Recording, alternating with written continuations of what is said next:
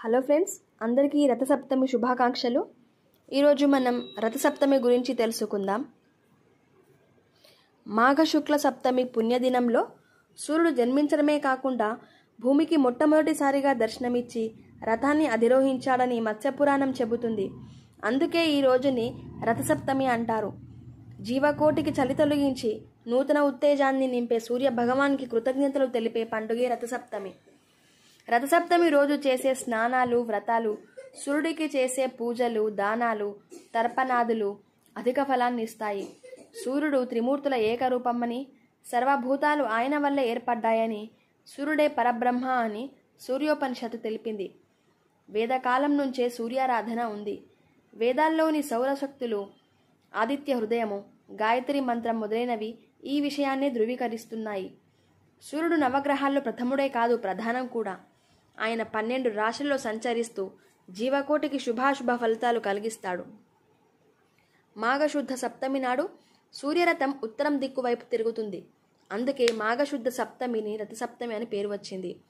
సూర్యుడి జన్మతిథిని పురస్కరించుకొని కోనార్కు దేవాలయంతో పాటు అరసవిల్లి సూర్యనారాయణ దేవాలయం, తిరుపతి పుణ్యక్షేత్రాల్లో ఈ రథసప్తమి వేడుకలు వైభవోపేతంగా చేస్తారు. భూమిపైకి సూర్యకాంతులు ప్రసరించిన తొలి దినాన్ని రథసప్తమిగా జరుపుకుంటారు. జీవన కోటికి నూతన ఉత్తేజాన్ని నింపే సూర్యకిరణాలను పూజిస్తూ పవిత్ర స్నానాలు, పూజలు ఆచరించటం రథసప్తమి సాంప్రదాయంగా వస్తోంది. ఈ రథసప్తమి వేడుకని వైష్ణవాలయాలు సర్వాంగ సుందరంగా ముస్తాబయ్యాయి. సూర్యుడి జన్మతిథిని పురస్కరించని క్షేత్రంలో ఉత్సవాలు చేస్తారు. కోనార్కు సూర్యనారాయణ ఆలయంతో పాటు తెలుగు రాష్ట్రాల్లో వైష్ణవాలయాలు దేదీప్యమానంగా వెలిగిపోతున్నాయి. తిరుమలలో ఈ ఉత్సవాన్ని అద్భుతంగా చేస్తారు.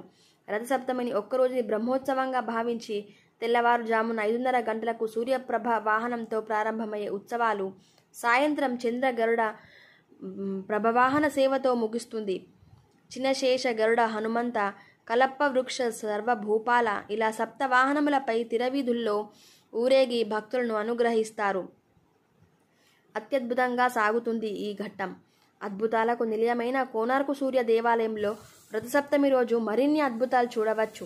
ఈ క్షేత్రంలో సూర్య భగవానుడు 24 రేఖల చక్రంతో 7 అశ్వాలతో లాగబడిన రథం మీద ఉన్నట్టు కనిపిస్తుంది. 6 ఆకులు 6 ఋతువులకు ప్రతీక, 7 అశ్వాలు 7 కిరణాలకు ప్రతీక. సూర్యుడు ఉదయం పూట బ్రహ్మలాగా, మధ్యాహ్నం పూట మహేశ్వరులాగా, సాయంకాలం పూట విష్ణులాగా భాసిల్లుతాడు. ఈ రథసప్తమి రోజు పూజా విధానం ఎలా చేస్తారంటే, శిరస్నానంలో జిల్లేడు రేగు ఆకులను తలపై, భుజాలపై, చేతులపై పెట్టుకొని స్నానం చేయాలట. మన భారతీయ ఆచారాలు మూఢ విశ్వాసాలు కావు. వీటి వెనుక ఎన్నో ఆరోగ్యకరమైన విజ్ఞానాంశాలు కూడా ఉన్నాయి. జిల్లేడు ఆకులకు అర్కపత్రములని పేరు. సూర్యునికి అర్క అని పేరుంది. జిల్లేడులో సూర్య తేజస్సు, సౌరశక్తి ఎక్కువగా ఉంటుంది. అందుకే వీటిని అర్క అని పెట్టారు. అది గుర్తుండాలని రథసప్తమి నాడు సప్త అశ్వములకు చిహ్నంగా 7 జిల్లేడు ఆకులను ధరించి స్నానం చేస్తారు.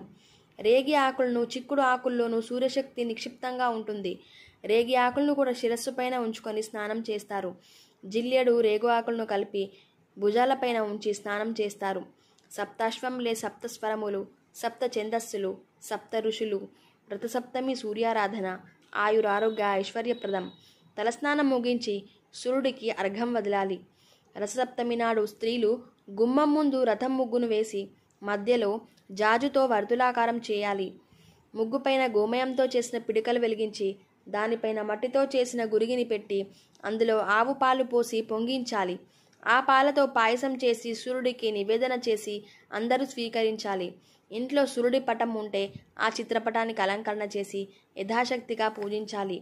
సూర్య అష్టోత్తరం, ఆదిత్య హృదయం, సూర్యాష్టకంని పఠించాలి.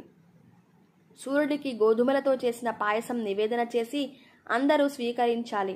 ఈరోజు సూర్య నమస్కారాలు చేయడం చాలా విశేషం.